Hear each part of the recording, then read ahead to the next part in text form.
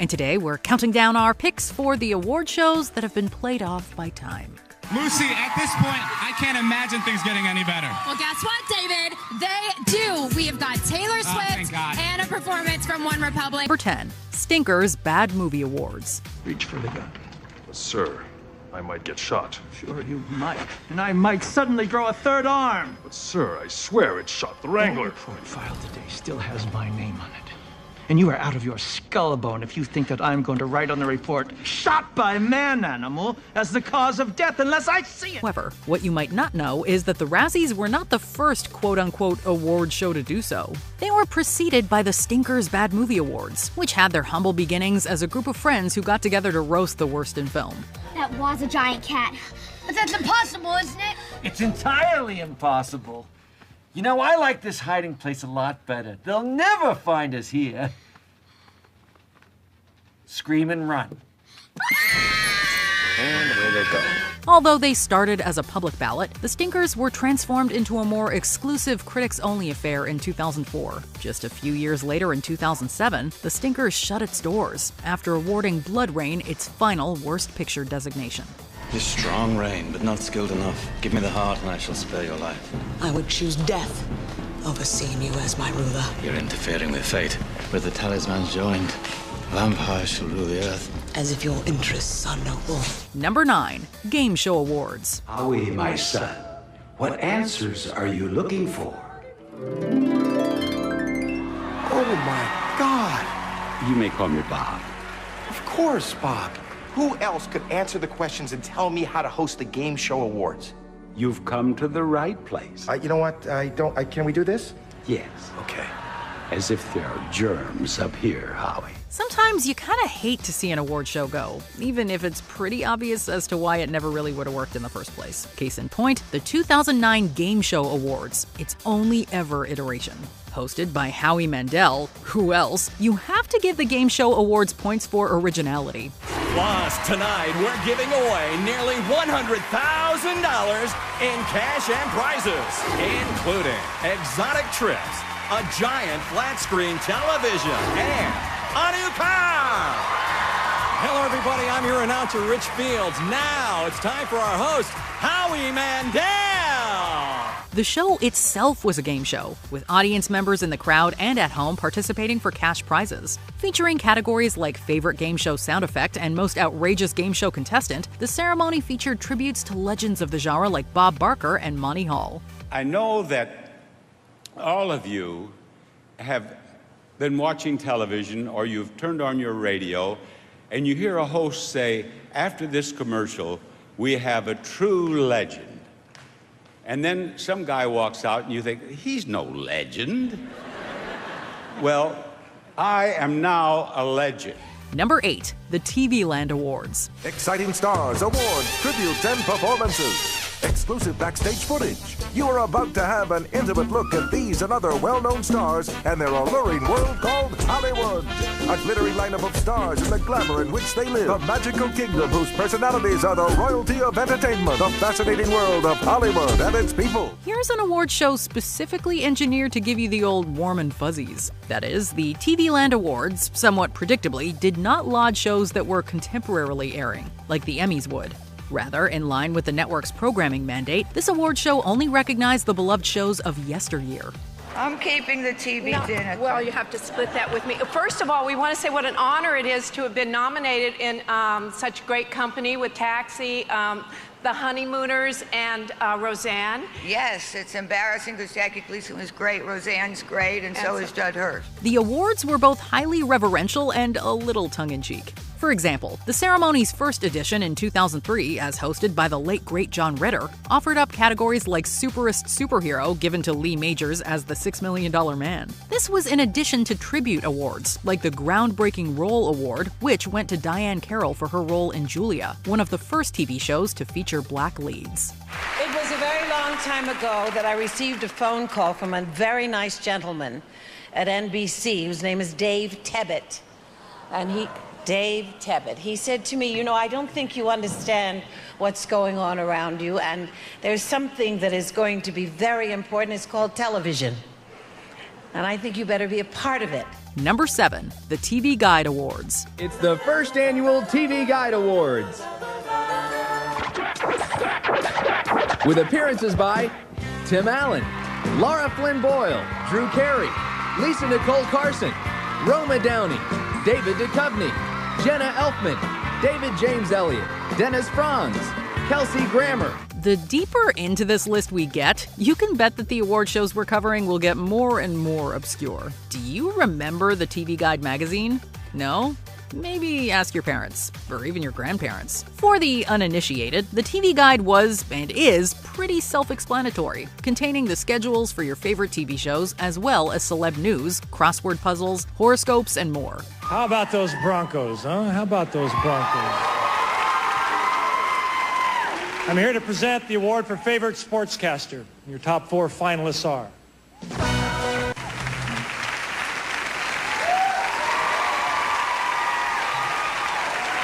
Your favorite sportscaster is Terry Bradshaw. Beginning in the 1950s, the TV Guide Awards were even called one of the most important award shows on air, alongside the Oscars and Emmys. Following an abrupt cancellation in 1964, the show was temporarily revived from 1999 to 2001, before it turned the page for good. It's the 3rd annual TV Guide Awards, with appearances by Jessica Alba, Jason Baird, Laura Flynn Boyle, Amy Brennan, Tom Cavanaugh, Katie Couric, Robert Downey David Jr., James Elliott, Dennis Franz, Lauren Graham, Kathy Griffin, Allison Hannigan, Richard Hatch, Sean Hay, Patricia. Number 6, My VH1 Music Awards. And now, ladies and gentlemen, it's star time. Introducing tonight's host, the star of such films as Romeo and Juliet, and Tu Wong Fu, winner of a Tony Award for his one-man show Freak. A man beloved around the world, considered the greatest actor of his generation, a fabulous lover, a national treasure. He wrote the Star-Spangled... Oh, what's up, everybody? Ready to take a quick break from film and TV awards? Here's a brief respite. Held twice by the music-focused television network, you might have already guessed that the My VH1 Music Awards were interactive. Hi, everybody. I'm so sorry that I couldn't be there with you tonight, but I'm in New Jersey doing a show, and I don't know what to say, but thanks. Thanks to all the people who voted for me, and thanks for even nominating me for the award. I appreciate it. Also, I want to pay recognition to a special and very sexy friend, Lily Zanuck, who directed the video, and everyone who worked on it. Everything about the show, from what categories would be included to who would be nominated and who would win, was decided by the American public, who voted on VH1's website. Ostensibly intended to combine the best of the People's Choice Awards and competing MTV Video Music Awards, the ceremonies were met with mixed reviews by critics, who questioned the need for yet another music award show. All right, now close your eyes and imagine if you left Tom Petty in the dryer too long. Okay? Now this guy is from the up-and-coming movie Joe Dirt. He is the Sultan of Sarcasm. David Spade! Number 5, the Cable Ace Awards. HBO does it again. This time, bringing home 108 Cable Ace Award nominations.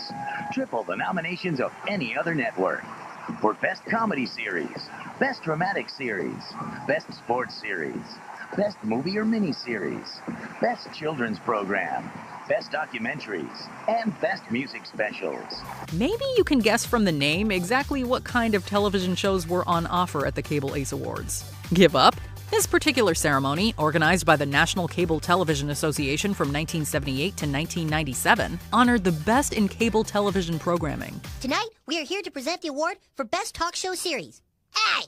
Wait a minute. What? This doesn't look anything like last night's Cable Ace Awards. Everything's all fancy. That's because we were on last night, Cartman, when they did the non-televised awards for little unimportant shows like ours. What do you mean? Why were we on last night? Dude, it was the same as tonight, except that we had general admission seating and had to pack our own dinners. While the idea may seem bizarre and over the top in our content-saturated modern day, it's important to remember that cable TV was, for many years, seen as the vulgar cousin of clean, pristine network programming. Eventually, the incontestable rise of HBO, Showtime, and other premium cable networks led to the Emmys being forced to take notice, and the Cable Aces were eventually shuttered. Yeah.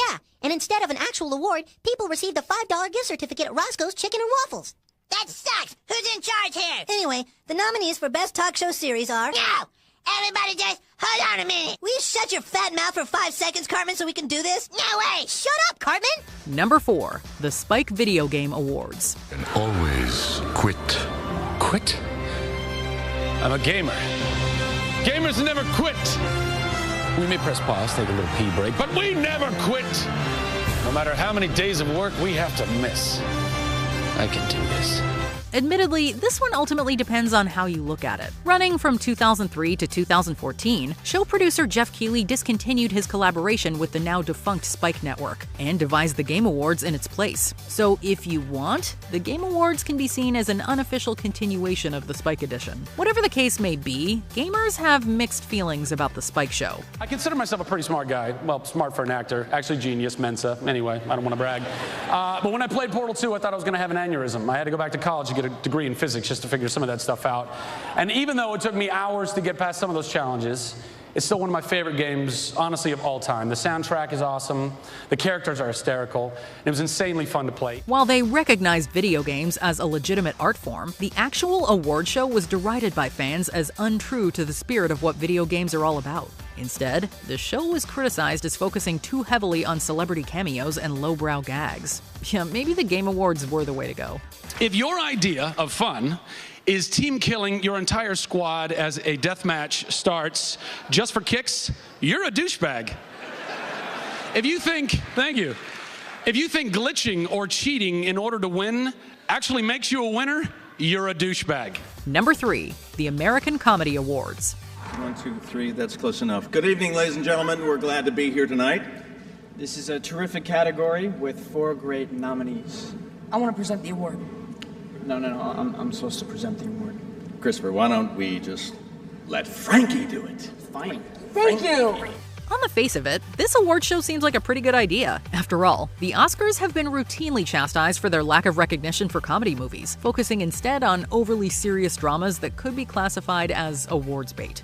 Deborah got nominated too. Yeah, you and Deborah, which is unbelievable. Yeah. I'm so proud of both you guys. Because I don't want their awkwardness. No. Okay. It's great. We're And Megan. And Megan, yeah, I know all three of you and Megan and Deborah. Because there's 4 of us. 3 or 4 is pretty good. Yeah. I'm a team player. It's fine, really. It's cool. The Golden Globes has its own comedy musical category, so why couldn't there be a show dedicated solely to the movies that made people laugh their butts off? Well, as it turns out, for years there was. Awarded from 1987 to 2001, the American Comedy Awards were revived once in 2014 by NBC, but have been dormant ever since. So much for making them laugh. So it's great for me to see many big American stars here tonight, like Steve Martin, Chelsea Grammer, and of course, Mike Myers. Do I make you honey, baby? Sweet. Number 2, the Teen Choice Awards. My gosh, this is fun.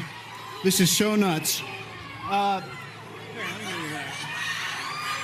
Hey, y'all, this is really cool. First of all, I want to say it's been the role of a lifetime.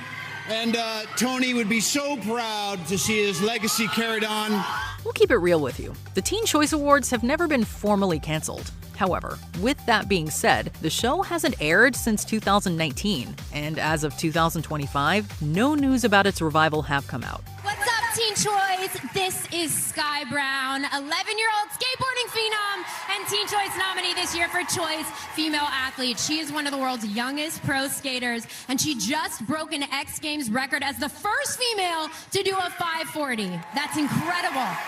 And she's probably going to be the youngest Olympic athlete ever. Hi, Sky. While the Teen Choice Awards were, for a time, a sort of American institution that allowed young people to feel like their voice was being heard, increased competition and declining ratings led to the digital generation all but disowning them. For context, the show's final iteration in 2019 garnered a dismal 722,000 viewers on Fox. Looks like nostalgia can only take you so far.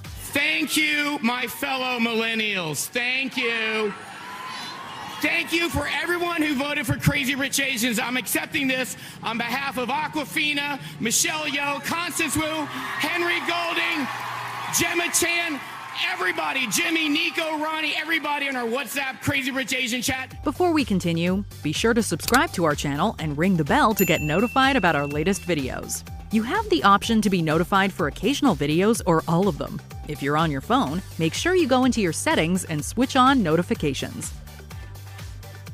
Number 1. The Blockbuster Entertainment Awards. It's the 6th annual Blockbuster Entertainment Awards, with scheduled appearances by 98 Degrees, Jason Alexander, Gillian Anderson, David Arquette, Kevin Bacon, Drew Barrymore, Kathy Bates, Thora Birch, David Boreanaz, Jan Carl, Rachel Lee Cook, Billy Crystal, Johnny Depp.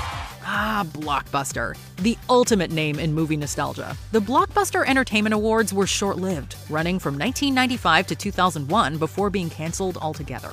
The show aimed at a different audience than the stuffy Academy Awards, and instead awarded popcorn flicks and the performers who appeared in them. And the Blockbuster Award for Favorite Actress, Supporting Actress, in an action film goes to La Más Bonita Salmacita, Salma Hayek. Said VP of Marketing Brian Woods, quote, "This is a way to get our customers involved in choosing their true favorites and get them recognized on a TV show." While the awards were well received at the time, the corporation's decision to laud both theatrical and video releases generated confusion, unfortunately contributing to its lack of a consistent identity. Given the dominance of superhero movies nowadays, maybe we need something like the Blockbuster Entertainment Awards again.